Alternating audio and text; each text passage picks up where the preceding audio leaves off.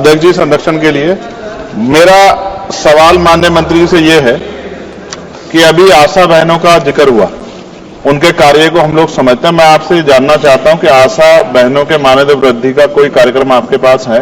उनका वेतन वृद्धि किया जाएगा? वो ऐसे ही मिनिमम वेतन में अपना जीवन जो है बदहाल होता रहेगा? उनका बस मेरा आपसे जानने का ये सवाल है माननीय मंत्री जी कि आशा बहनों के वेतन वृद्धि कोई कार्यक्रम आपके पास है या नहीं? धन्यवाद। सर, आशा बहनों के संबंध में नड्डा जी ने ऑलरेडी पहले उत्तर दे दिया है, ये इस विषय से संबंधित नहीं है।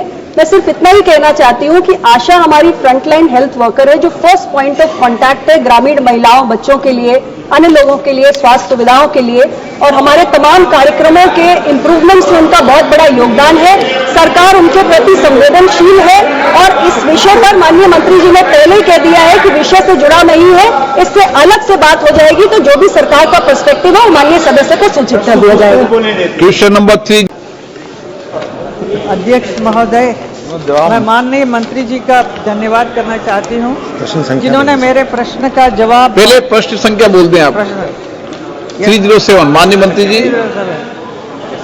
यस, विवरण सदन के पटल पर माननीय सदस्य प्लीज। मेरे प्रश्न का जवाब बहुत ही स्पष्टता और विस्तार से उत्तर दिया है, इसके लिए बहुत बहुत धन्यवाद। प्रधानमंत्री नरेंद्र मोदी जी के निर्णायक नेतृत्व में स्वस्थ भारत के निर्माण की दिशा में तेजी से आगे बढ़ रही है।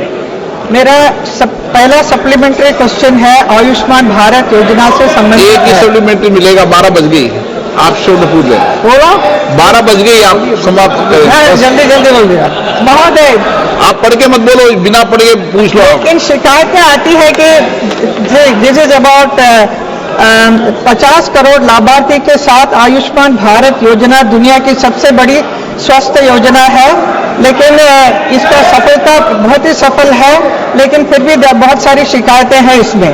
लेकिन शिकायतें यही है कि लाभार्थी के पास आयुष्मान कार्ड होते हुए भी बेड नहीं होने या फिर जरूरी डॉक्यूमेंट नहीं होने के कारण बताकर अस्पताल द्वारा इलाज में मना कर दिया जाता है। इसके कारण आयुष्मान कार्ड होते हुए भी जरूरतमंद लोग पैसे देकर उसी अस्पताल में इलाज कराने को मजबूर हो जाते हैं।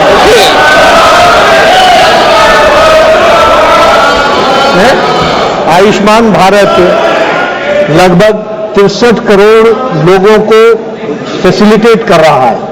कोई केस हो तो आप मुझे अलग से बता दें। that 63 crore people are being given the benefit of Ayushman आरोग्य मंदिर, Ayushman Jan Arogya Yojana, which is the world's largest health coverage program, which we have to understand. Telling you, किलकारी कार्यक्रम डिजिटल इंडिया इनिशिएटिव के अंतर्गत एक मोबाइल बेस्ड सर्विस है, जिसमें हम जो हमारी एक्सपेक्टेंट मदर्स हैं उनको free of cost weekly 72 audio messages भेजते हैं to enhance their awareness and the awareness of their family members about good care during pregnancy and also healthy practices for the newborn. These messages are specially tailored as per the gestational period and they start around the second trimester of pregnancy, which is extremely critical period. Sir, इस किलकारी programme के अंतर्गत अभी जो 27 राज्यों में चलाया जा रहा है, 13 लैंग्वेजेस में चलाया जा रहा है। हमने बहुत सारे सक्सेसफुल कॉल्स किए हैं और इसका इतना बड़ा इम्पैक्ट है कि गर्भवती महिलाओं ने उनके परिवार में ऑडियो मैसेजेस के माध्यम से जो महत्वपूर्ण जानकारी या एडवाइस हम उनको देते हैं उसका पालन किया है, और इससे हमारे मैटरनल और चाइल्ड हेल्थ इंडिकेटर्स में असर पड़ा है। हमारे IMR और MMR के इम्प्रूवमेंट का एक बहुत बड़ा कारण, एक कंट्रीब्यूशन किलकारी प्रोग्राम का भी है। माननीय सदस्य ने स्पेसिफिकली अपने संसदीय क्षेत्र के बारे में पूछा है कि कितनी महिलाओं को कॉल्स गए हैं। मेरे पास अभी वो रेडी डेटा इनके संसदीय क्षेत्र का नहीं है, लेकिन मैं आपको इसमें भिजवा दूंगी। सप्लीमेंट्री।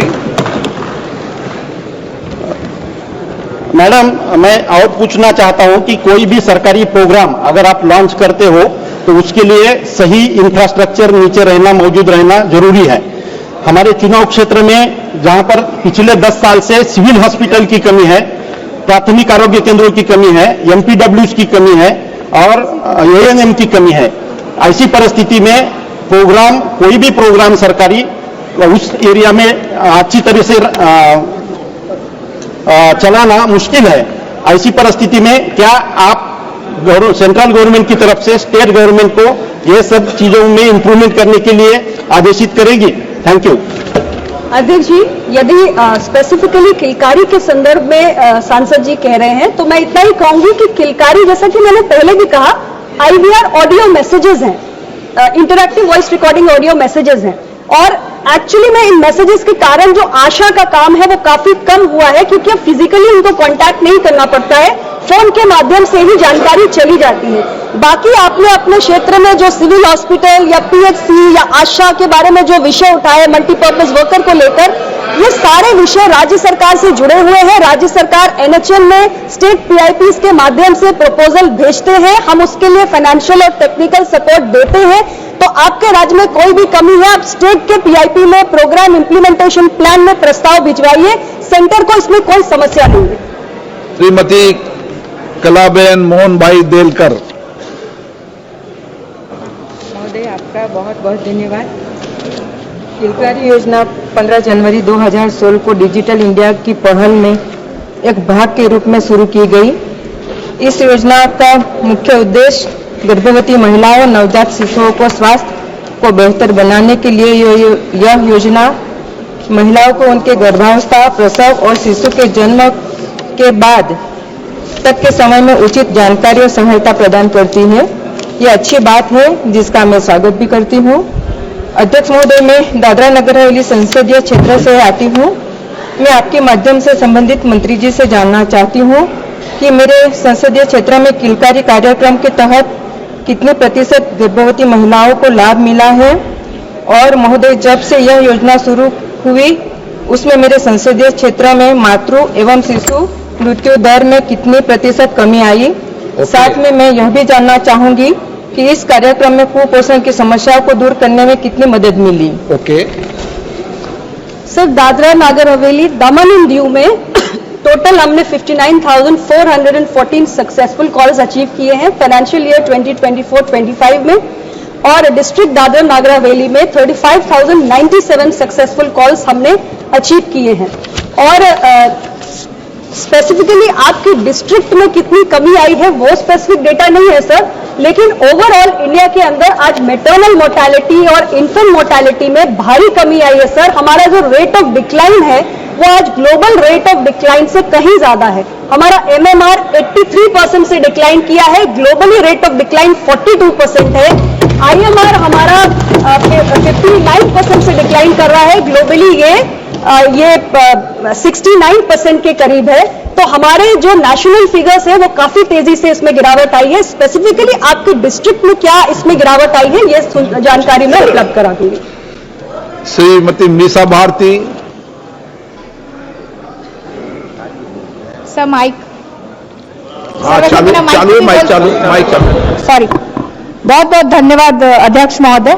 मेरा कोई प्रश्न नहीं था, लेकिन फिर भी मैं अपने बिहार प्रदेश के तरफ से एक प्रश्न माननीय स्वास्थ्य मंत्री जी से पूछना चाहती हूँ कि हमारे पटना एम्स को अपना डायरेक्टर कब मिलेगा? मंत्री जी कृपया करके बताने का कष्ट करें। सर, ये किलकारी कार्यक्रम से जुड़ा हुआ सवाल नहीं है। जब ऑल इंडिया इंस्टीट्यूट का प्रश्न लगाइए उस पर आपको उत्तर जरूर मिलेगा।